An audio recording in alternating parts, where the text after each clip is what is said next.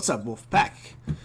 Go over Tuesday's workout really quick. I'm super excited for you guys to do this one. Sorry about that.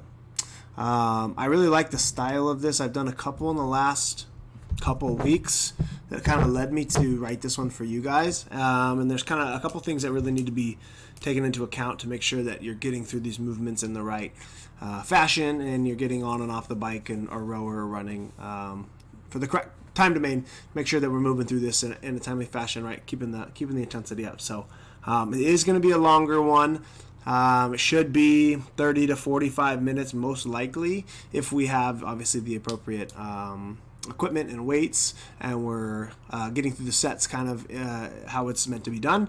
But everybody might be a little bit different with the limited weights and limited equipment. So I'm going to go over the whole workout, kind of what we're looking for, and then some additional movements we can put in there if we don't have barbells, if we don't have boxes and all that good stuff. So everybody should be able to do this. So it's 4 time. If you have all the equipment, obviously it's going to be 50 deadlifts, 75 box jump overs, and 100 kettlebell swings. And every 5 minutes, and including 0. So when you start, you're going to either do calories on the rower or bike, or if we don't have those machines, you're going to do a 2-minute run. So that right there tells us that the calories, if we're doing a bike or a rower, should be around 2 minutes if we're running for 2 minutes. Okay, so everybody's different on these ergs and how long it takes them to get through these calories. So if you know that the 30 or 24 for the ladies is gonna push you over a 2-minute marker, you know, you're gonna have to work with more of like a 8 or 9 out of 10 effort to get that done in 2 minutes rather than a 6 or 7. Let's bring those calories down or just cut it at 2 minutes. That way you're still getting plenty of time on the work in the workout. Okay, so we should be about 2, maybe slightly over 2 minutes on these kind of every 5-minute cardio things. Keep the heart rate up and then give us some fatigue moving in, and so we should have probably 2.5 minutes of work on the actual movements of the workout. So the deadlift weight should be a little bit heavier than kind of what you would normally do in a Metcon, since you are getting a little bit of a break as you go on the cyclical piece or the run. Okay, you're not really resting, you're still working, but you're not actually actively working in that movement, so you're technically getting rest from that deadlift motion. So again, hopefully being able to get this done in 2 sets, maybe 3 at the maximum. If it takes you 3 sets, then you're going to spend 15 minutes on the deadlift section. If you do 15 on each, it's a 45-minute workout. Okay, so let's try to keep it 2, and then we're moving on. Okay, so 75 box jump overs. If you have a box, obviously we're getting up and over. If you don't have a box, I try to devise something you can jump over. It can be anything. If it's something smaller than a normal box that you're normally doing and you get through it pretty quickly, obviously you can add reps. But again, here we should be getting through hopefully 25, 35 in that first round. You know, maybe you get through the deadlifts in 2.5 rounds and it kind of bleeds into the box jump overs and you get maybe 12 on the first set. You hit like 30 on the second set, you know, you're at 42, and then you've got, 33 left, 34 left, whatever it is. I'm not doing math tonight, so another 2.5 rounds would be pretty cool. Perfect. And then 100 kettlebell swings. So obviously a lot of swings here at the end, and hopefully we have a bell that we can hang on to for large sets, 15 to 20, hopefully to start, and then as we get through some fatigue after the first set, you can drop down to smaller sets. But still, kettlebell swings are pretty quick. You can usually get 18 to 20 done in a little bit less than a minute. So if you're spending 2.5 minutes on this, you get 35, 40, 40, 30, 30, something like that. So it's very doable.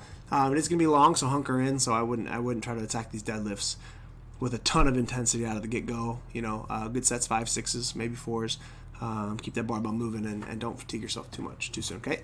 If you don't have any of these pieces of equipment, this can easily be done with any kind of lower body movement for the deadlift. So you could combine and do some Kang squats with like a weight holding in the front or a backpack on your back or something to add a little bit of weight. Obviously we're going to need to play with the rep count a little bit here, depending on how many we can do. But again, I'd probably set a 2 or 3 round limit, and you're just working through these reps. Okay, and you could even alternate movements in this deadlift. If you don't want to do Kang squats or air squats or jumping lunges this entire time, you can obviously like switch back and forth between those. Okay, box jump overs we should be able to do even if we don't have a box. Should be able to devise something, or jump up on a chair or something that you can get over a bucket, something to kind of get in that explosive tendency here. And then kettlebell swing is obviously tough if you don't have any kind of weight. So this I would probably scale for some kind of push-up combination, or if you have something you can hang on to and maybe do like a body row, so you're still getting that pull motion of the kettlebell swing. That probably would be a good substitute, but something obviously you're going to be using your arms, because the kettlebell swings are a pretty arm dominant thing, as well as, you know, posterior chain and hip thrust motion. So plenty of ways to scale this. Also, if you want to get creative with it, there's lots of movements you could add in, so it's your chance to kind of explore your boundaries and see what you can come up with. Okay, and then we got the same style of core from last Tuesday, so 10 round Tabata, 20 seconds on, 10 off. So you're going 20 on hollow rocks, 10 off, 20 on V-ups, 10 off, 20 on sit-ups, 10 off, and that's one round. You're going to do 10 rounds of that, and you get that 1-2 minute rest period to use wherever you need it most. Okay, so plan accordingly. Hopefully last week you chose correctly. If not, try somewhere else tomorrow and see how it goes. Okay, if you have any questions, let me know. Comment below. And I hope you guys enjoyed this workout. I probably am going to give it a whirl myself. I like this style of workouts where you kind of got to bounce it in and off the ergs and the run. Continue to do work. So it feels good if you pace it right. It feels really good. And it's a fun time. Okay, so have fun with it. Don't be a stranger. Chat tomorrow. Later.